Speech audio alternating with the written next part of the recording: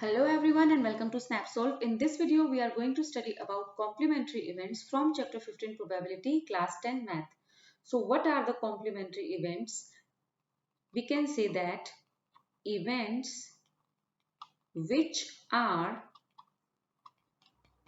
opposite to each other are called complementary events. मतलब events जो कि एक दूसरे के ऑपोजिट हैं उसे हम कह सकते हैं that they are complementary events. For an example, when we are tossing a coin,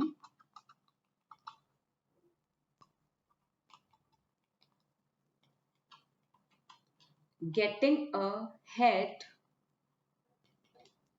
is the complementary event or is the complementary event of getting a tail,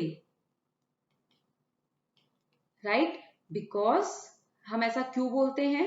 Because both cannot happen at the same time, right? अगर इसका मतलब क्या हुआ complementary events का कि opposite है, इतना तो हमें समझ में आ गया. अब इसका मतलब क्या हुआ? इसका मतलब ये है गाइस कि अगर एक इवेंट हो रहा है तो जब उस इवेंट होने के टाइम पे दूसरा इवेंट जब नहीं हो सकता, उसकी पॉसिबिलिटीज बिल्कुल खत्म हो जाती हैं, तब हम बोलेंगे कि जो इवेंट हो रहा है और जो इवेंट नहीं हो रहा है वो दोनों इवेंट आपस में कॉम्प्लीमेंट्री हैं, राइट? फॉर एग्जाम्पल, अगर हम यहाँ पर बोल रहे हैं कि एक कॉइन हम यहाँ पर टॉस कर रहे हैं, राइट? तो गेटिंग अ हेड, अब अगर हम ये इवेंट लेकर चल रहे हैं कि गेटिंग अ हेड, तो अगर हम हेड वाले इवेंट लेकर चल रहे हैं, हेड की प्रोबेबिलिटी लेकर चल रहे हैं, तो उस टाइम पर टेल नहीं आ सकता. और अगर हम टेल की प्रोबेबिलिटी लेकर चल रहे हैं तो उस सेम टाइम पर हेड नहीं आ सकता. यानी कि जो दोनों के दोनों इवेंट्स हैं वो आपस में कॉम्प्लीमेंट्री हैं because both can not happen at the same time. इसे इस तरीके से समझते हैं एक बार हम कि कॉम्प्लीमेंट्री इवेंट्स को हम डिस्टिंग्विश कैसे कर सकते हैं. तो if you talk about complementary events, तो हम इसको दो बेसिस पे डिस्टिंग्विश कर सकते हैं. One on the basis of happening and one on the basis of non happening, right? तो जो इवेंट हैपन हो रहे हैं उसकी प्रोबेबिलिटी, फॉर एग्जांपल अगर हमें हेड चाहिए, राइट? तो probability of getting a head, यानी कि this is happening, so it will be अब 1 अपॉन टोटल आउटकम्स कितने हैं हमारे पास, that is heads and tails, that will be 2, right? Now जब हमें कैलकुलेट करनी है नॉन हैपनिंग की probability, what we will do is, for example tail की जो टेल आने की जो हमारी प्रोबेबिलिटी है वो नेग्लिजिबल है, नहीं है बिल्कुल भी, तो not happening, it's non happening complementary event. तो इसे हम क्या करेंगे, अगर हम 1 में से हैपनिंग इवेंट को माइनस कर दें तो हमारी नॉन हैपनिंग की प्रोबेबिलिटी आ जाएगी, राइट? तो we can say that 1 minus 1 upon 2 that is also equal to 1 upon 2, यानी कि टेल की प्रोबेबिलिटी भी हमारी कितनी है, 1 upon 2, right? So we can से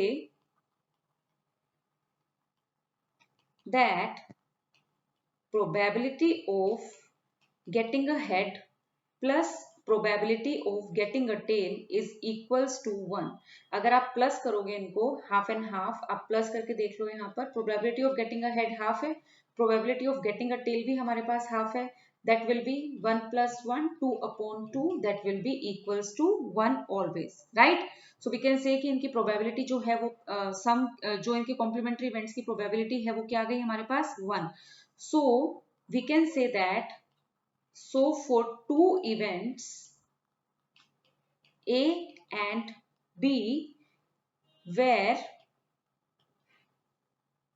probability of getting A plus probability of getting event B is equal to 1, अगर दोनों की probability 1 आ जाए तो we can say that events are complementary, right? तब events complementary हो जाएंगे.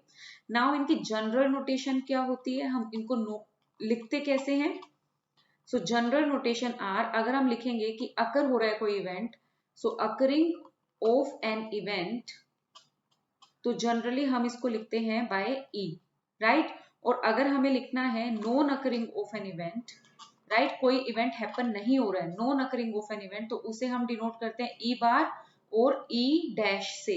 तो हम कह सकते हैं that probability of occurring an event or probability of non occurring of event is equals to 1. और पी ई बार को हम कैसे लिख सकते हैं? पी ई बार को हम लिख सकते हैं 1 minus probability of occurring the event, that is equals to 1, right? तो ये था हमारा गाइस कॉम्प्लीमेंट्री इवेंट्स के बारे में सब कुछ. I hope you understood it very well. It's time to say bye, but you can continue enjoying concept class for other topics and subjects at Snapsol. Thank you so much.